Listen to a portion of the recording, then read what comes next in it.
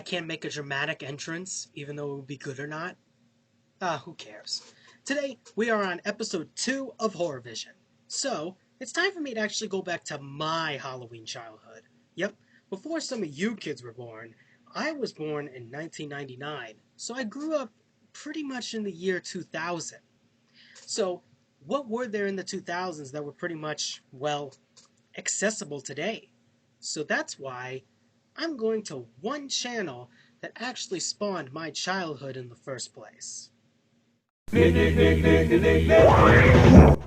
Let's face it, you guys, Nickelodeon back in my day was awesome. Now, I never really grew up in the 90s, but I have seen some 90s shows. But I grew up with many, other Nickelodeon shows like, Fairy Odd Parents, Danny Phantom, Jimmy Neutron, and one that we're actually going to talk about today, and that is Spongebob SquarePants. Yes, that's $1.99, the big chicken deal. Yes. It's 4. Don't tell me how long it takes. I want it now. My family's hungry and they're not gonna wait. Yes, I got a batch of evil souls in my bag. Isn't that what you guys use to pay anyhow? Whatever, just make it there.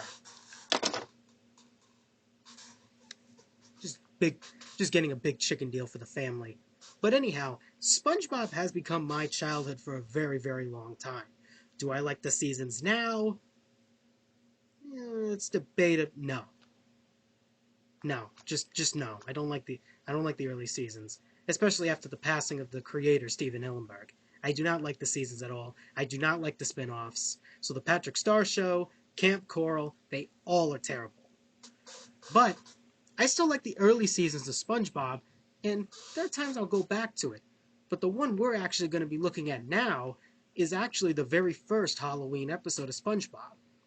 SpongeBob had a lot of Halloween episodes, from the stop-motion animation to being on this little ferry boat with a bunch of ghosts from the briny deep. And then you got the seventh, what was it, I think it was the wave, the big one. There were a lot of creepy episodes, including Graveyard Shift, which was a good one. Nasty Patty was a good one, but the one I want to do is a Halloween one, and it fits perfectly for this season, and that is Scaredy Pants. Scaredy Pants released on October of 1999, and it starts off with SpongeBob getting scared. Not only that, but he's also called Scaredy Pants. It's okay, son. That's just SpongeBob Scaredy Pants. Happy Halloween, Scaredy Pants. So he wants to scare Bikini Bottom by being the ghost of the Flying Dutchman, the exact same ghost that Mr. Krabs, his chief boss, told in a story in the beginning of the show. We'll get to the rest of the story later on, but first I wanted to look at explicit details of the entirety of the show, mainly the backgrounds. They're mainly a very water-esque background, you could say. It's hard for me to tell because I'm not an artist, but the animation just blends with it very well. The fact the backgrounds are a little bit more like a painting, like a water painting style to it, with a little bit of hand-drawn mixed in, works very well. And I think the one thing that draw my eye in this entire show is, well, the pumpkin that SpongeBob actually carves is pretty well done, and I was impressed with just how the way it looks. And I think the one thing I was surprised about, that he actually has a giant pumpkin in his house. How does that fit in his house? It's a question about SpongeBob's house and how big it is. But a pumpkin being in there, especially one that went down to the bottom of the sea in Bikini Bottom, was kind of crazy. It was crazy too that you could actually see a lot of the decorations as well for Halloween, especially the Krusty Krab saying Happy Halloween, a big banner on it. I bet you either Squidward, Mr. Krabs, or even SpongeBob probably not, but either Squidward or Mr. Krabs hang that up, and it looks great. And it's not a plankton-centered episode either. It's in the Krusty Krab, but it's not a plankton-centered episode where he tries to steal the Krabby Patty's secret formula. But it's about this debut of this one ghost that we should start to get to right now. SpongeBob dresses up in a sheet to become the Flying Dutchman with a little help of his friend, Patrick. However, it doesn't work on the kids that are trick-or-treating, as they pretty much are calling him, well, a haunted mattress. Look, it's the haunted mattress. Okay, here's your candy. No, please. That was enough of a treat. Thank you. And boys and girls, this is the first time that SpongeBob actually has been roasted. And he didn't take it lightly.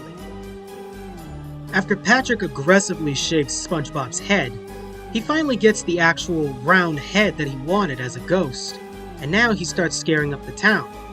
Despite a little bit of flaws, he manages to get his confidence back, and Patrick actually comes up with an idea to scare everyone at the party at the Krusty Krab as the Flying Dutchman.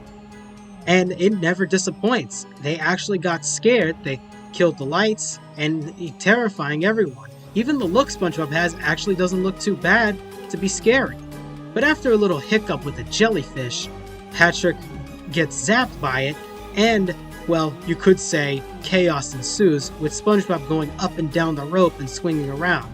Once the people finally found out that it's him, they start laughing at him. Until... a debut that doesn't disappoint.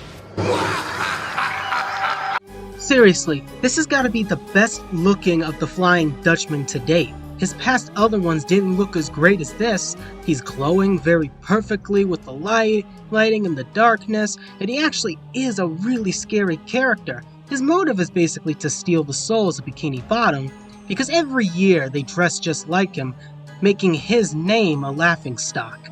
But the big reason why he was taking the souls was because of one yellow sponge, who had the worst costume of them all. After basically, well, roasting him that he is not scary in the slightest, before he actually steals the souls of Bikini Bottom, he starts to take off SpongeBob's costume, and he gets scared away by something. Oh my god, what happened to SpongeBob? It almost looks like he has a lollipop on his head, but that's his brain. Anyway, after scaring Bikini Bottom as well as his best friend Patrick, the episode ends. So yeah, what a crazy episode. And not only was it a great episode, but it was like one of the first Halloween specials I actually looked at as a kid. There were others too, but this one I think stuck with me because it was Halloween, and it was mainly just the fact of it's okay to be scared on Halloween, and it's okay to basically be anything you want to be. And I think that's kind of like what SpongeBob is. He's like a little kid, stuck in an adult body, but still a little kid. And he still makes all of us laugh with every single fiber of what he is. I think Hillenberg did a fantastic job with this episode, along with the other people, the directors, the producers, and other writers that actually worked on this. Done a great job with this episode. It was just amazing to look at. It was fun, entertaining, and I hope here in 2023 it actually gets another release, because this is a really, really awesome episode to look at. Now you think I'm done with Nickelodeon. Oh no. No. Big Time Dom does big time things, and I'm going for 2 more Nickelodeon shows of my childhood. So tune in tomorrow, and we're going to be going out after the next one. I'm Big Time Dom. Have a happy night. And what was that old saying? Oh yeah, pleasant nightmares. Hello? Oh, the big chicken deal's here? Well, finally you got it on time. I'll be right there. I'll see you all tomorrow. I gotta go for my big chicken deal. Don't worry, it grows back.